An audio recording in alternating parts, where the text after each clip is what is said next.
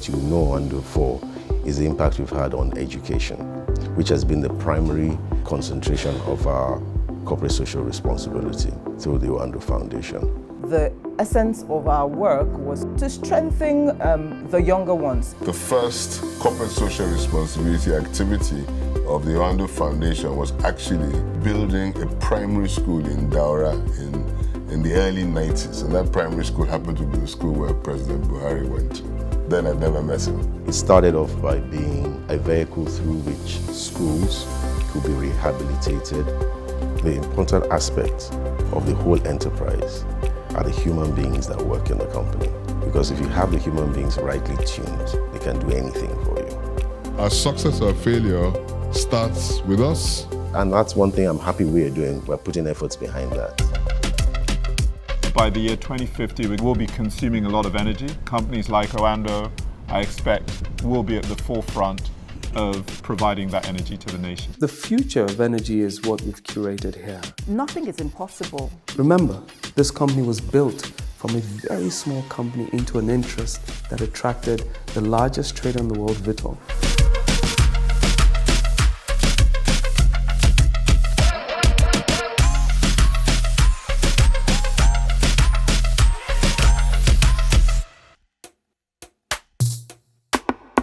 What you know Oando for is the impact we've had on education, which has been the primary concentration of our corporate social responsibility through the Oando Foundation.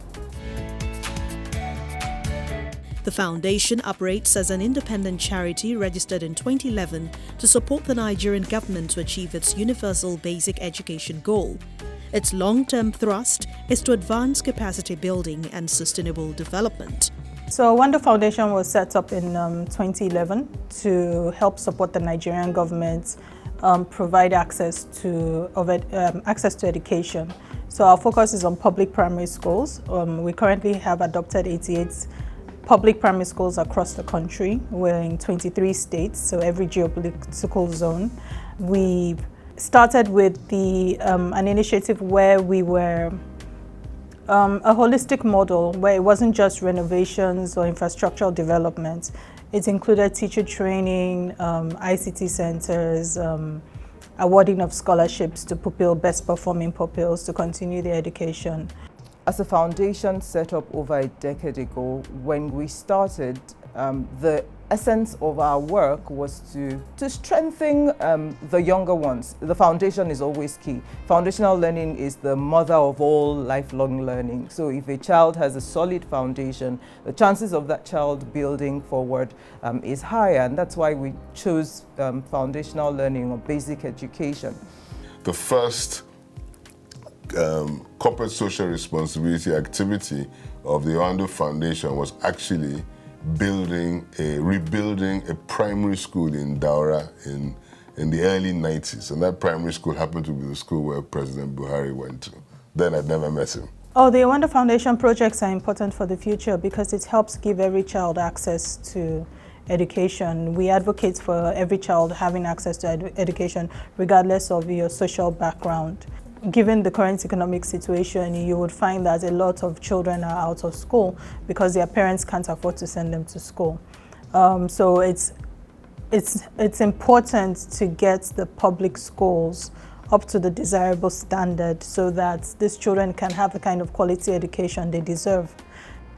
The interventions that Oando Foundation pushes, we've always said, we are the only indigenous corporate foundation in Nigeria today that has an integrated support for basic education in Nigeria.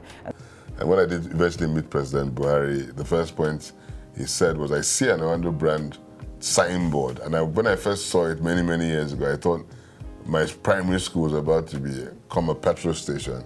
But then I eventually realized that, the brand, you had your signboard there because you were looking after the school. And he said, thank you for the work we've done. And we're taking care of the school year in, year out. We refurbish the primary school. It started off by being a vehicle through which schools could be rehabilitated physically so that you don't have students taking lessons under trees or lack of sanitary amenities in their schools. So our intervention stems from an understanding that it's not just enough to build classrooms. You need to equip the teachers. You need to ensure that there's digital support to the children, especially because the world is going global, and it's important that children also receive the skills that are necessary for them to become successful in the world today.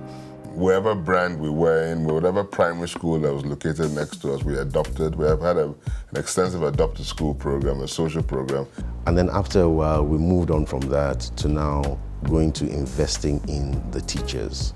Train a teacher, because at the end of the day, you can have the good infrastructure, but if the teachers are not up to scratch, then really, what are the children doing? And we worked very closely with the government education institutions. And we do over 280 plus schools around the country. We believe that a nation is measured by the people. And if the people are not educated, then what becomes of the society, what becomes of the next generation, the future? So education is very important. You know, Oando is about nation building, full stop. That's what this company is about. It's not just about making a profit for its shareholders. It's about this company being able to change the nation for good. So it's about the Nigerian story. It's about the new Nigeria.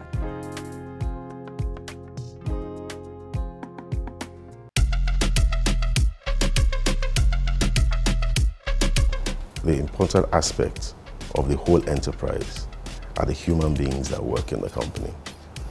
Okay? Because if you have the human beings rightly tuned, they can do anything for you.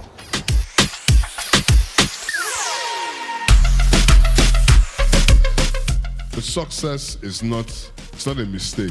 It's usually intended, desired, and is acted upon. And so our success or failure starts with us and the things we decide that we're going to be committed to and how we're going to deliver on them. Working in Oando for 15 years has been one of growth, of learnings. It's a dynamic environment. You get to learn every day. I've been lucky enough to move around departments. I didn't start at the foundation. I was a PA to Deputy Group Chief Executive, and then I moved to the Corporate Services Department. I was later seconded to the IT department before I joined the Oando Foundation. So I've been able to learn a lot, which I typically wouldn't have learned when I was in school. There's a lot of you who have fantastic experience and expertise in the oil sector. So skilling is very important. And in an oil company, 95% of what you learn is by experience, is by being taught by your supervisor. It's not by certification. There's a lot of change going on in the world right now. And the truth of the matter is that a lot of people haven't taken the time to evaluate what change should be adapted for good or what change needs to be changed for good. This generation is very different in the way they receive information, the way they distill information, and the way they share that information. One of the things that we want to immediately implement is the Oando University or Academy. This Oando University does two things for us. It helps to retrain existing staff where necessary, and it helps to ensure that we train new entrants in a way and manner that the new entrants can be very, very useful, and they will end up making excellent contributions to the future of the company. You're talking about the next generation of leaders, yes. So their own leadership and we're learning from them because we have robust conversations about attitude, conduct, and things like that, yeah. They're not going to pick up a book and read it. They're not going to pick up your audited accounts or your annual reports and read the information to get what they know about the company. They're going to go based on what they hear on the internet. We're taking 50 graduate trainees on an annualized basis into the company. 25 of them may be technical, another 25 may be a mixture of internal audit, potential internal audit people, potential controls, potential environmental people, potential government and external affairs people. But to ensure that everybody that comes into this company is an all-rounder, They do 24 months of solid training, going around the divisions, doing the departments and everything. So when I came into Oando, I came in through what was known at the time as the graduate training program. This was done, I believe, in 2014, 2015. So Oando is a company that accommodates people to join in from all over the world. They made provisions for us to be able to take those introductory steps all around the world. When I finally joined and I was selected, I started a 12-month rotation program with the organization where I had to rotate across a series of the departments. The whole idea was such that you could understand the entire value chain of the organization, and then it prepares you to be able to sit in your core role while still having the ability to engage with other teams and integrate all those function inputs into your workflow and deliver the best value to the organization. When we hire people who are very smart, but we also look to people who have leadership capacity. Okay? And that leadership comes with teamwork, with respect, integrity. We need people who have passion. We need people who can execute, but who also have the capacity to energize other people. Okay, and have passion for the business that they do and really want to succeed. The next 10 to 15 years, I do believe I would probably be maybe the GM of projects development. And for me, succession in Oando is not about the CEO and the deputy CEO. No, it's about everybody having a responsibility in every role to know that they will groom the +1 and the +2 below them. My current trajectory falls very key in line with that. The project services team does provide support to the entire projects team. It's called the Project Development and Infrastructure Team. I currently report to the GM of Project Development. I look forward to being a project programs and even portfolio manager, where I manage the programs and portfolio of the projects that we execute, and of course going up from there, lead the entire project development team. And in every opportunity I have, when I hear that if I'm having a meeting and the general manager is not available, I'm actually quite excited. Why? It gives me a chance to ask for his number 2. So I call the number 2 into the room. If they say the number 2 is not available, I'm even happier because I want to see the number 3. And I want to put the number 3 into the deep end and allow them to sink or swim. So if they're going to swim, they would enjoy it. If they're going to sink, then we support them and teach them how to step up. So that's the kind of company we build. And that's one thing I'm happy we're doing. We're putting efforts behind that. For me, training the new recruits that we came in, which was the Oando Graduate Acceleration Program, it was being on the other side of the mirror. I had come into a training program that lifted me from what I knew and put me in a place to make an impact. It's not a company for average people. We don't develop average people. We don't want average people. We're very selfish about who we select, and we're very selfish about who we groom. So the whole idea is that if I was to drop dead today, the company would do even better.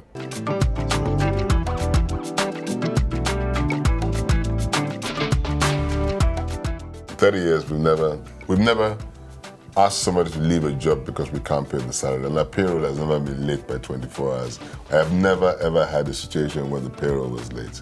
Whilst it is an environment that encourages you to deliver, and equips you to deliver, it is one that takes staff welfare very seriously. When it comes to staff, we like to create a very warm, exciting, inspiring place for people to work. I need to tell you the story. I remember there was a period of time, we're still in Ajose Adogun, and we had been going through a particular difficult liquidity period. And we used to have what we call the Group Leadership Council, which is all the execs would meet together once a month and we'll just discuss the challenges, take feedback from different parts of the businesses. And it wasn't something that was unique to Oando, because I remember at the time the banks were laying off staff and they were cutting salaries. And the Group Chief Financial Officer was like, oh, we need to do something about this, and we should take a pay cut. And so Jack sat at the end of the table, I remember very clearly, and he was like, okay, what do you guys think? And we went around the table and the consensus was like, really, we need to be, other banks are doing it, other companies are doing it, things are tough, employees just have to understand, we'll take a pay cut by 50%. And we went around and he came back to him, listen to everyone. And he said, I have a question to ask you. You think we should reduce salaries by half? He said, yes. He said, did they do half job? He said, you guys are not thinking properly. You're being lazy. You need to go out there and you need to come up with something. And you need, we can do better. He said, you have to understand that these guys, you may be okay with half pay because you've got other things. But there's so many mouths that are depending on the salaries that these guys are taking home every month.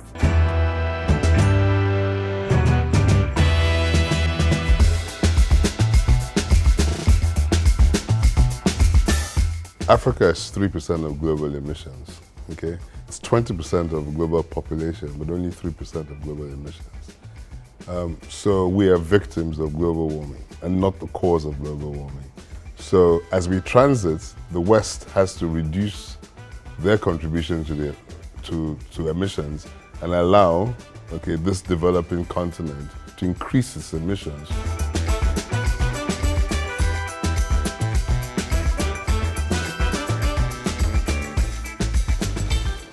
Good morning. My talk today is going to focus on transforming Africa's oil and gas landscape through strategic mergers and acquisitions. So, of course, the oil and gas sector is critical to the Nigerian economy. It's central to the foreign exchange earnings. It's central to government revenues. Our industry in today's world, it tends to be focused around gas, energy transition. It's the priority, decarbonization, and most of the oil companies, the big oil companies that is, are reviewing their portfolios. So in recent times, we've seen companies like BG being acquired by Shell, and other major deals have been done around that space. Oando has been a pioneer in the energy sector. The energy sector is, of course, a very important part of our economy. They demonstrated at the turn of the millennia, when they first of all acquired Unipetrol as Oando, that the downstream sector could be a space for local entrepreneurs to play at scale.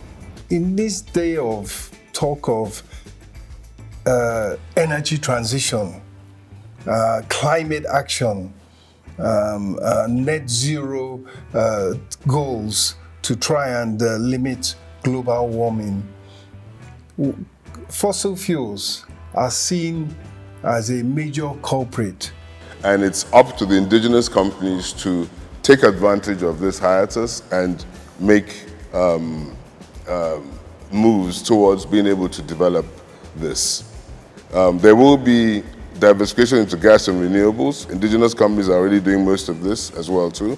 We have probably 60% of Nigeria's energy needs will be done by local distribution of gas products. It's being done by indigenous companies. And gradually, as we get hold of reserves, you would see African indigenous players like us getting involved in the LNG. For a country like Nigeria, we must use our fossil fuels, we must use our oil and gas to develop, to industrialize, and to modernize, notwithstanding that we do have commitments in order to play our own part in helping to mitigate global warming and climate change.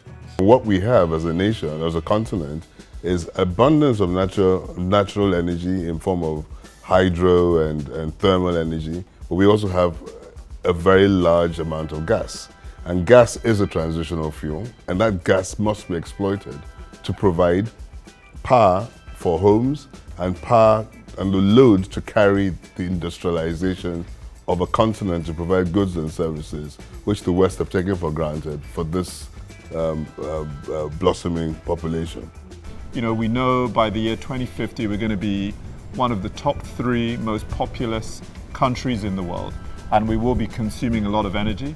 And companies like Oando, I expect, will be at the forefront of providing that energy to the nation.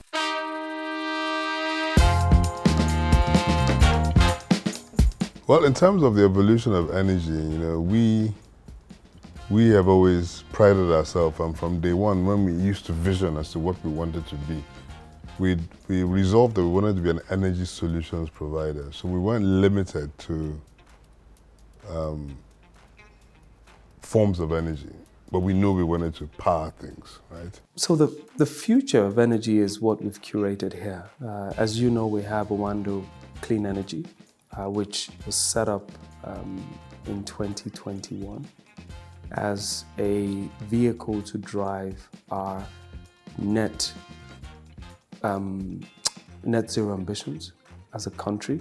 And so we did it originally with liquid fuels, we did it with infrastructure, gas infrastructure. We're doing it now with power plants. We built power plants then, usually for areas like Lagos State Water Corporation. We were able to build a power plant. They were spending millions of naira on diesel, and the cost of diesel made the cost of their water so expensive. We were able to move them across from diesel to gas. This company is focused on 6 verticals. Photovoltaic, which is solar, which we have embarked on creating solar manufacturing locally. EVs, the mobility, just transport. 60 to 70% of all our greenhouse gases on the continent are literally come from transport, because we don't make much. We typically import and we move things around. What are the other things we can do? 1, electric vehicles, which is what we're doing now. We can move the public transport system away from expensive petrol and diesel to electric vehicles, where we use the gas to generate cheap electricity to create charging solutions for the public sector, bring the price down, and improve the quality of the experience. We also have geothermal, which we're looking at to improve the energy efficiencies in our upstream operations. So we utilize abandoned wells in the ground to create heat energy, to generate steam, through steam turbines to generate power. And then waste to energy. We don't call it waste to energy, we call it non-primary feedstock to energy. And the last and final is wind.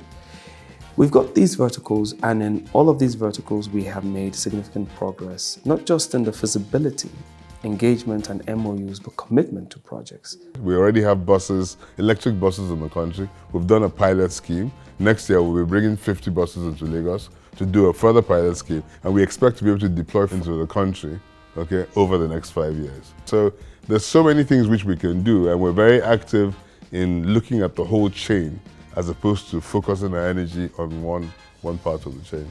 We're a trailblazer. We've never really been a follower. We've been an institution that actually is quite selfish about saying we want to win, okay? How is best to win? Can we win with integrity? Okay, can we win caring for our society? Can we win being the best employer? You need to be convinced of your objective, and it needs to mean a lot to you. Because when you're in that space, everything you do is to achieve that objective.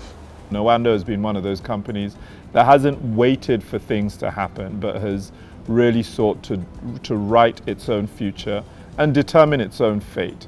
And I think has been rewarded for doing that. I think the last 30 years has shown what Oando is capable of.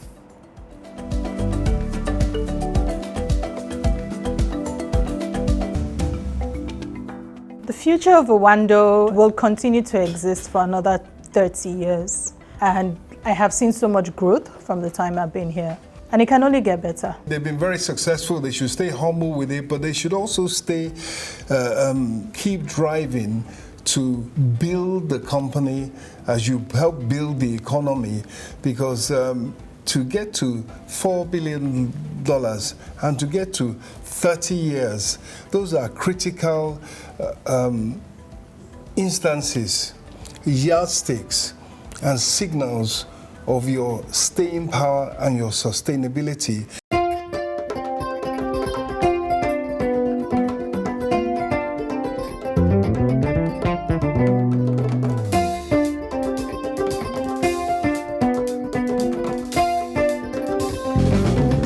Oando is a company and an organization that believes we can create an environment where everyone is self-sufficient in what it is that they produce and consume. We do not believe that as a country that is rich in oil and gas, we should be producing oil and gas while still importing the produce that we have. The vision is to be the leading energy service provider in the country. The vision is to ensure that we are responsible in our jobs in which we do, and the economy or the environment in which we operate is not affected by our operations. The vision is to bring Nigeria to the forefront in terms of renewable energy. Remember, this company was built from a very small company into an interest that attracted the largest trader in the world, Vitol, and Helios, a London-based private equity firm that you know. We want to build a company that has got the capacity to deliver on its promises. And that delivery has to be done in a safe manner, conscious of the environment in which you're working and the societies in which you're working with. And it has to be of value to its stakeholders and to the people that work in the company.